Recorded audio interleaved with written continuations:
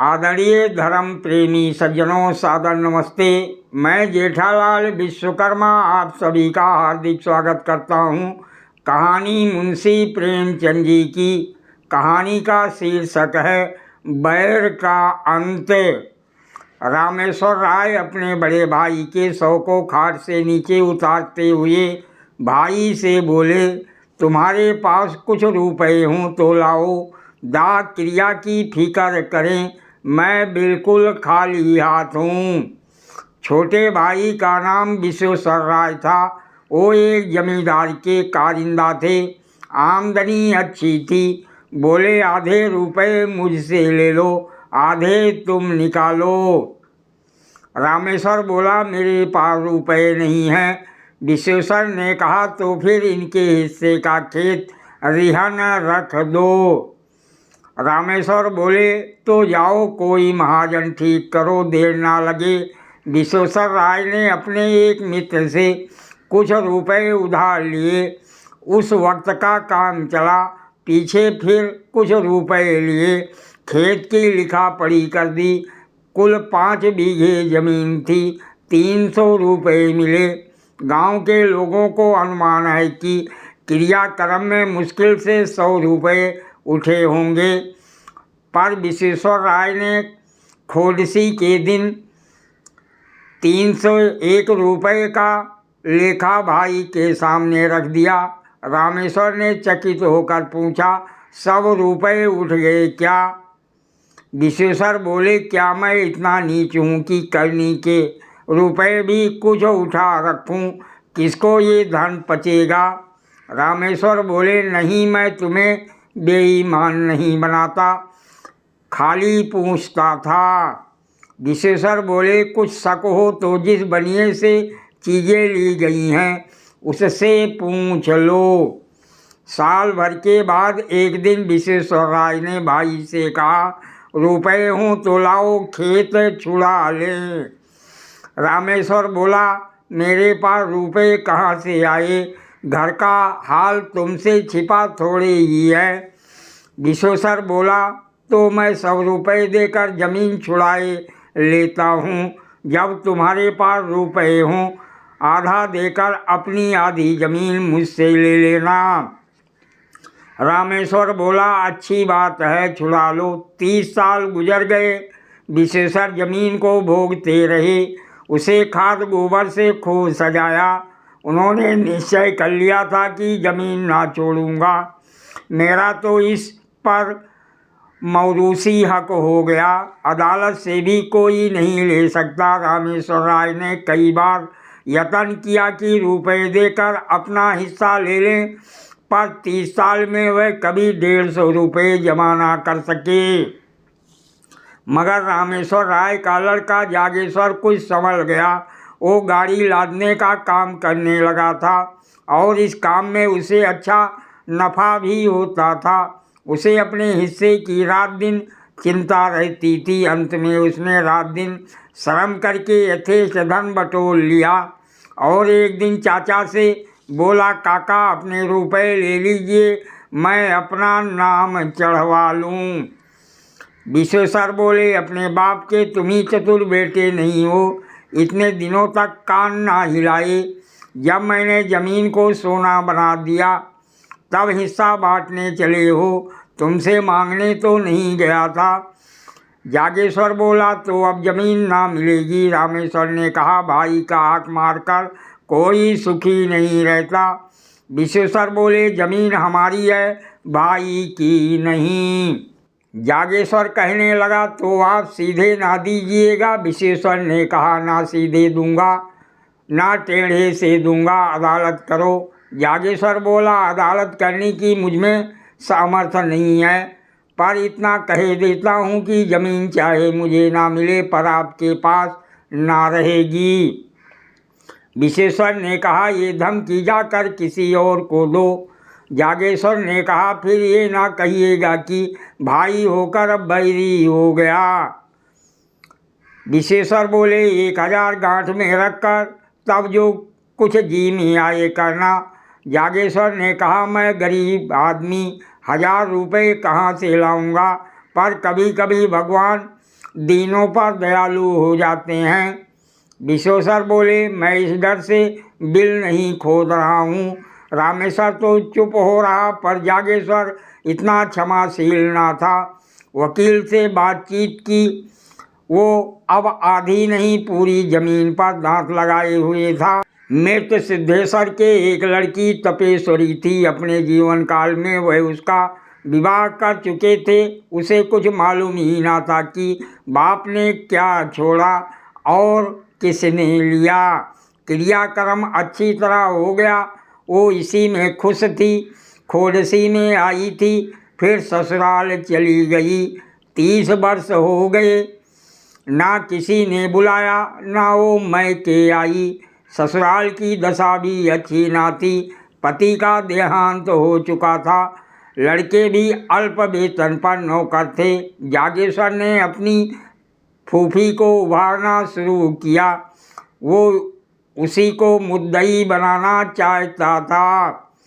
तापेश्वरी ने कहा, बेटा, मुझे भगवान ने जो दिया है उसी में मगन हूँ।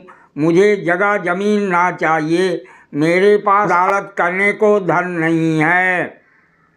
जागेश्वर बोला, रुपए मैं लाऊंगा, तुम खाली दावा कर दो। तापेश्वरी बोली, भैया तुम्हें खड़ा कर किसी काम का ना रखेंगे। जागेश्वर ने कहा, ये नहीं देखा जाता कि वह जायदाद लेकर मजे उड़ाएं और हम मुंह ताकें। मैं अदालत का खर्च दे दूंगा, इस जमीन के पीछे बिक जाऊंगा, पर उनका गला ना छोड़ूंगा। तापेश्वरी ने कहा, अगर जमीन मिल भी गई तो तुम अपने रुपए के एवज में ले लोगे। मेरे हाथ क्या लगेगा? मैं भाई से क्यों बुरी बनूं? जागेश्वर ने कहा, जमीन आप ले लीजिएगा। मैं केवल चाचा साहब का घमंड तोड़ना चाहता हूँ। तपेश्वरी ने कहा, अच्छा जाओ, मेरी तरफ से दावा कर दो। जागेश्वर ने सोचा, जब चाचा साहब की मुट्ठी से ज़मीन निकल जाएगी तब मैं 10-5 रुपए साल पर इनसे ले लूँगा। इन्हें अभी कौड़ी नहीं मिलती। जो कुछ मिलेगा उसी को बहुत समझेगी। दूसरे दिन दावा कर दिया। मुंसिफ के इजलास में मुकदमा पेश हुआ। विश्वेश्वर राय ने सिद्ध किया कि तपेश्वरी सिद्धेश्वरी की कन्या ही नहीं है। गांव के आदमियों पर विश्वेश्वर राय का दबाव था। सब लोग उससे रुपए पैसे उधार ले जाते थे। मामले मुकदमे में उनसे सलाह लेते। सबने अदालत में बयान दिया कि हम लोगों ने कभी तपेश्वरी को नहीं देखा। सिद्धेश्वरी के कोई लड़की ही ना थी। जागेश्वर ने बड़े बड़े वकीलों से पैरवी कराई, बहुत धन खर्च किया, लेकिन मुंसिफ ने उसके विरुद्ध फैसला सुनाया। बेचारा हताश हो गया। विश्वेश्वर की अदालत में सबसे जान पहचान थी। जागेश्वर को जिस काम के लिए मुट्ठियों रुपए खर्च करने पड़ते थे वो विश्वेश्वर मुरव्वत में करा लेता। जागेश्वर ने अपील करने का निश्चय किया। रुपए ना थे, गाड़ी बैल बेच डाले। अपील हुई। महीनों मुकदमा चला। बेचारा सुबह से शाम तक कचहरी के अमलों और वकीलों की खुशामद किया करता। रुपए भी उड़ गए। अब की बार उसकी डिग्री हो गई। 500 का बोझ सिर पर हो गया था, पर अब जीत ने आंसू पोंछ दिए। विश्वेश्वर ने हाई कोर्ट में अपील की। जागेश्वर को अब कहीं से रुपए ना मिले। विवश होकर अपने हिस्से की जमीन रिहन रखी। फिर घर बेचने की नौबत आई। यहाँ तक कि स्त्रियों के गहने भी बिक गए। अंत में हाई कोर्ट से भी उसकी जीत हो गई। आनंद उत्सव में बची खुची पूंजी भी निकल गई। 1000 पर पानी फिर गया। हाँ, संतोष यही था कि ये 5 बीघे मिल गए। तपेश्वरी क्या इतनी निर्दय हो जाएगी कि थाली मेरे सामने से खींच लेगी? लेकिन खेतों पर अपना नाम चढ़ते ही तपेश्वरी की नीयत बदली। उसने एक दिन गांव में आकर पूछताछ की तो मालूम हुआ कि 5 बीघे 100 रुपये में उठ सकते हैं। लगान केवल 25 रुपये था। 75 रुपये साल का नफ़ा था। इस रकम ने उसे विचलित कर दिया। उसने असामियों को बुलाकर उनके साथ बंदोबस्त कर दिया। जागेश्वर राय हाथ मलता रह गया। आखिर उससे ना रहा गया और बोला, फूफी जी, आपने ज़मीन तो दूसरों को दे दी, अब मैं कहाँ जाऊँ? तपेश्वरी बोली, बेटा पहले अपने घर में दिया जलाकर तब मस्जिद में जलाते हैं। इतनी जगह मिल गई तो मैके से नाता हो गया, नहीं तो कौन पूछता। जागेश्वर ने कहा, मैं तो उजड़ गया। तापेश्वरी बोली, जिस लगान पर और लोग ले रहे हैं उसमें 2-4 रुपये कम करके तुम ही क्यों नहीं ले लेते?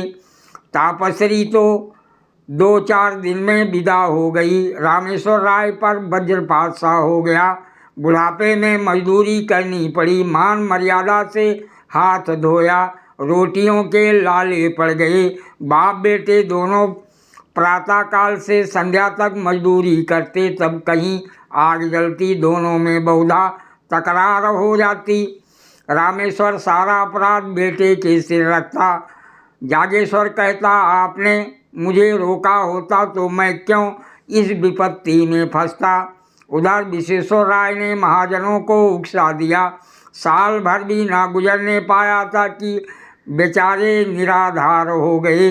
जमीन निकल गई, घर नीलाम हो गया। 10-20 पेड़ थे वह भी नीलाम हो गए। चौबे जी दूबे ना बने, दरिद्र हो गए। इस पर विश्वेश्वर राय के ताने और भी गजब ढाते। ये विपत्ति का सबसे नोकदार कांटा था। आतंक का सबसे निर्दय आघात था। 2 साल तक इस दुखी परिवार ने जितनी मुसीबतें झेली ये उन्हीं का दिल जानता है। कभी पेट भर भोजन ना मिला। हाँ, इतनी आंधी की नियत नहीं बदली। दरिद्रता ने सब कुछ किया पर आत्मा का पतन ना कर सकी। कुल मर्यादा में आत्मरक्षा की बड़ी शक्ति होती है। एक दिन संध्या समय दोनों आदमी बैठे आग ताप रहे थे कि सहसा एक आदमी ने आकर कहा, ठाकुर चलो, विश्वेश्वर राय तुम्हें बुलाते हैं। रामेश्वर ने उदासीन भाव से कहा, मुझे क्यों बुलाएंगे? मैं उनका कौन होता हूँ? क्या कोई और उपद्रव खड़ा करना चाहते हैं क्या? इतने में दूसरा आदमी दौड़ा हुआ आकर बोला, ठाकुर जल्दी चलो, विश्वेश्वर राय की दशा अच्छी नहीं है। विश्वेश्वर राय को इधर कई दिनों से खांसी बुखार की शिकायत थी, लेकिन शत्रुओं के विषय में हमें किसी अनिष्ट की शंका नहीं होती। रामेश्वर और जागेश्वर कभी कुशल समाचार पूछने भी ना गए। कहते उन्हें क्या हुआ है, अमीरों को धन का रोग होता है। जब आराम करने को जी चाहा पलंग पर लेट रहे। दूध में साबूदाना उबालकर मिश्री मिलाकर खाया और फिर उठ बैठे। विश्वेश्वर राय की दशा अच्छी नहीं है, ये सुनकर भी दोनों जगह से ना हिले। रामेश्वर ने कहा, दशा को क्या हुआ है, आराम से पड़े बातें तो कर रहे हैं। जागेश्वर बोला, किसी वैद्य हकीम को बुलाने भेजना चाहते होंगे, शायद बुखार तेज हो गया है। रामेश्वर बोला, यहाँ किसे इतनी फुर्सत है, सारा गांव तो उनका हितू है, जिसे चाहें भेज दें। जागेश्वर ने कहा, हर्ज ही क्या है, जरा जाकर सुनाऊं। रामेश्वर बोला, जाकर थोड़े उपले बटोर लाओ, चूल्हा जले फिर जाना। ठाकुर स्वाति करनी आती तो आज ये दशा ना होती। जागेश्वर ने टोकरी उठाई और हार की तरफ चला कि इतने में विश्वेश्वर राय के घर से रोने की आवाज़ें आने लगीं। उसने टोकरी फेंक दी और दौड़ा हुआ काका के घर में जा पहुंचा। देखा तो उन्हें लोग चारपाई से नीचे उतार रहे थे। जागेश्वर को ऐसा जान पड़ा, मेरे मुंह में कालिक लगी हुई है। वो आंगन से दालान में चला आया और दीवार में मुंह छिपाकर रोने लगा। युवावस्था आवेशमय होती है, क्रोध से आग हो जाती है तो करुणा से पानी भी हो जाती है। विश्वेश्वर राय की 3 बेटियां थीं, उनके विवाह हो चुके थे। 3 पुत्र थे, वह अभी छोटे थे। सबसे बड़े की उम्र 10 वर्ष से अधिक ना थी। माताजी जीवित थी। खाने वाले तो 4 थे, कमाने वाला कोई ना था। देहात में जिसके घर में दोनों जोन चूल्हा जले वो धनी समझा जाता है। उसके धन के अनुमान में भी अति युक्ति से काम लिया जाता है। लोगों का विचार था कि विश्वेश्वर राय ने हजारों रुपए जमा कर लिए हैं, पर वहाँ वास्तव में कुछ ना था। आमदनी पर सबकी निगाह रहती है, खर्च को कोई नहीं देखता। उन्होंने लड़कियों के विवाह खूब दिल खोल कर किए थे। भोजन वस्त्र में मेहमानों और नातेदारों के विवाह आदर सत्कार में उनकी सारी आमदनी गायब हो जाती थी। अगर गांव में अपना रोब जमाने के लिए 200-400 रुपये का लेन देन कर लिया था तो कई महाजनों का कर्ज भी था। यहाँ तक कि छोटी लड़की के विवाह में अपनी जमीन गिरों अर्थात गिरवी रख दी थी। साल भर तक तो विधवा ने ज्यों-त्यों करके बच्चों का भरण पोषण किया, गहने बेचकर काम चलाती रही। पर जब वो आधार भी ना रहा तब कष्ट होने लगा। निश्चय किया कि तीनों लड़कों को तीनों कन्याओं के पास भेज दूं। रही अपनी जान, उसकी क्या चिंता। तीसरे दिन भी पाव भर आटा मिल जाएगा तो दिन कट जाएंगे। लड़कियों ने पहले तो भाइयों को प्रेम से रखा, किंतु 3 महीने से ज़्यादा कोई ना रख सकी। उनके घर वाले चिढ़ते थे और अनाथों को मारते थे। लाचार हो माता ने लड़कों को बुला लिया। छोटे छोटे लड़के दिन दिन भर भूखे रह जाते। किसी को कुछ खाते देखते तो घर में जाकर माँ से मांगते। फिर माँ से मांगना छोड़ दिया, खाने वालों ही के सामने जाकर खड़े हो जाते और क्षुधित नेत्रों से देखते। कोई तो मुट्ठी भर चबैना निकाल कर दे देता, पर प्रायः लोग दुत्कार देते थे। जाड़ों के दिन थे, खेतों में मटर की फलियां लगी हुई थीं। एक दिन तीनों लड़के खेत में घुसकर मटर उखाड़ने लगे। किसान ने देख लिया, दयावान आदमी था। खुद एक बोझ मटर उखाड़कर विश्वेश्वर राय के घर पर लाया और ठकुराइन से बोला, काकी लड़कों को डांट दो, किसी के खेत में ना जाया करें। जागेश्वर राय उस समय अपने द्वार पर बैठा चिलम पी रहा था। किसान को मटर लाते देखा। तीनों बालक पिल्लों की भांति पीछे पीछे दौड़े चले आते थे। उसकी आंखें सजल हो गईं। घर में जाकर पिता से बोला, काकी के पास अब कुछ नहीं रहा, लड़के भूखों मर रहे हैं। रामेश्वर ने कहा, तुम तिरिया चरित्र नहीं जानते, ये सब दिखावा है। जन्म भर की कमाई कहाँ उड़ गई। जागेश्वर बोला, अपना काबू चलते हुए कोई लड़कों को भूखों नहीं मार सकता। रामेश्वर बोला, तुम क्या जानो, बड़ी चतुर औरत है। जागेश्वर ने कहा, लोग हम ही लोगों पर हंसते होंगे। रामेश्वर ने कहा, हंसी की लाज है तो जाकर छा कर लो, खिलाओ पिलाओ, है दम क्या। जागेश्वर बोला, ना भर पेट खाएंगे, आधा ही पेट सही, बदनामी तो ना होगी। काका से लड़ाई थी, लड़कों ने हमारा क्या बिगाड़ा है। रामेश्वर बोला, वो चुड़ैल तो अभी जीती है ना। जागेश्वर चला आया। उसके मन में कई बार ये बात आई थी कि काकी को कुछ सहायता दिया करूं, पर उनकी जलीकटी बातों से डरता था। आज से उसने एक नया ढंग निकाला है। लड़कों को खेलते देखता तो बुला लेता, कुछ खाने को दे देता। मजदूरों को दोपहर की छुट्टी मिलती है। अब वो अवकाश के समय काम करके मजूरी के पैसे कुछ ज़्यादा पा जाता। घर चलते समय खाने की कोई ना कोई चीज़ लेता आता। और अपने घर वालों की आंख बचाकर उन अनाथों को दे देता। धीरे धीरे लड़के उनसे इतने हिल मिल गए कि उसे देखते ही भैया भैया कहकर दौड़ते। दिन भर उसकी राह देखा करते। पहले माता डरती थी कि कहीं मेरे लड़कों को बहलाकर ये महाशय पुरानी अदावत तो नहीं निकालना चाहते। वो लड़कों को जोगेश्वर के पास जाने और उनसे कुछ लेकर खाने से रोकती। पर लड़के शत्रु और मित्र को बूढ़ों से ज़्यादा पहचानते हैं। लड़के माँ के मना करने की परवाह न करते। यहाँ तक कि सनई सनई माता को भी जागेश्वर की हृदयता पर विश्वास आ गया। एक दिन रामेश्वर ने बेटे से कहा, तुम्हारे पास रुपए बढ़ गए हैं तो 4 पैसे जमा क्यों नहीं करते, लुटाते क्यों हो? जागेश्वर बोला, मैं तो एक एक कौड़ी की किफ़ायत करता हूँ। रामेश्वर ने कहा, जिन्हें अपना समझ रहे हो वह एक दिन तुम्हारे शत्रु होंगे। जागेश्वर बोला, आदमी का धर्म भी तो कोई चीज़ है।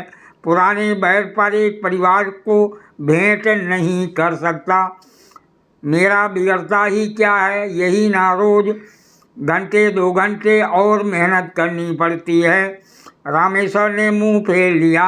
जागेश्वर घर में गया तो उसकी स्त्री ने कहा, अपने मन ही की करते हो, चाहे कोई कितना ही समझाए, पहले घर में आदमी दिया जलाता है।